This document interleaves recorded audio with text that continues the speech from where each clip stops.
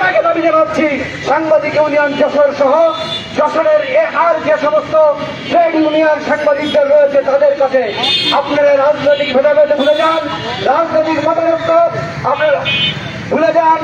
আসেন আমরা একটা জায়গায় অন্তত ঐক্যবদ্ধ হই যে রুজির বসতে কোনো আপোষ হবে না।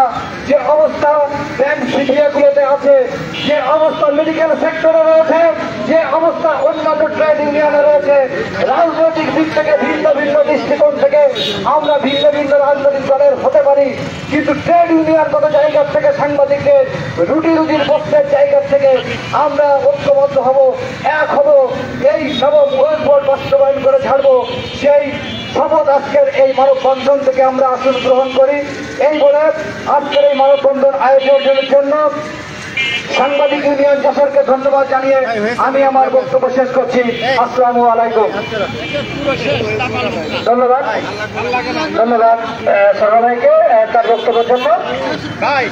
স্বাগত বন্ধুরা, আপনারা জানেন যে আমাদের যে দাবি দাবানে দাঁড়িয়েছি আমরা আজকে রাজপথে, তার ভিতরে চাকরিচ্যুত সাংবাদিকদের চাকরিতে পূর্ণ বহালের দাবিও আছে। আপনারা জানেন যে আমাদের যশোর অনেকদারি মুষ্টিমেয় দুই একজন নেতার সুবিধাবাদী চরিত্রের কারণে তারা সরকারের টাকার কাছে বিক্রি হয়ে গেছে, তারা সরকারের হুমকির কাছে নীরব থেকেছে। সেই কারণে সাগর নুরি হত্যার বিচার আমরা এখনো এই বাংলার মাটিতে আমরা দেখতে পাইনি। সেই পরিস্থিতি এখন আর নাই।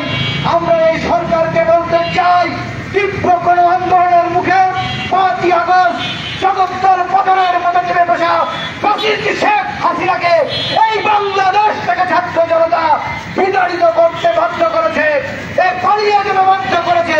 সেই বাংলাদেশে আজকে সাগর নুরি হত্যার বিচার হবে না, এটা কোনোভাবেই মেনে নেওয়া যায় না। এদেশের সাংবাদিক সমাজ কোনোভাবেই মেনে নেওয়া যায় না।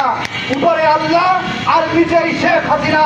এই ছিল বিগত 17 বছরের এক ধরনের বক্তব্য, এই ছিল বিগত 17 বছরের এক ধরনের পরিকল্পনা। মানুষকে ভুল বুঝিয়ে ভয় দেখিয়ে তাদেরকে চুপ থাকতে বাধ্য করা হয়েছিল। সেই শেখ হাসিনাও কিন্তু ফেরাউনের তত্ত্বাংশ এবং তার বস্ত্র ভেসে গেছে। আজকে কিসের ভয় এই অন্তর্বর্তী সরকারের আমরা জানি না। যে সরকার যত বাধা যত বিঘ্নই থাকুক না কেন আমরা সাগর নুরি হত্যার বিচার চাই। আর মাত্র নবম ঐক্যবোর্ড খুবই দুঃখের বিষয়।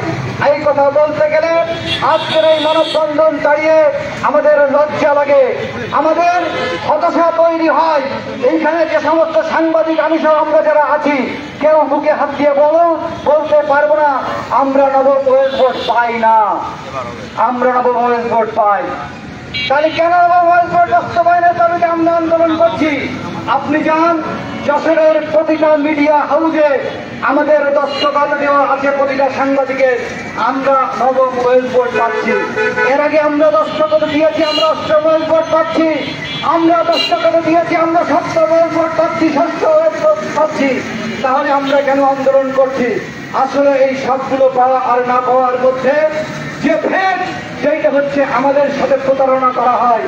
আমাদেরকে নাম দেওয়া কিছু টাকা হাতে ধরিয়ে দেওয়া হয়, যেটাকে বেতন বলা যায় না।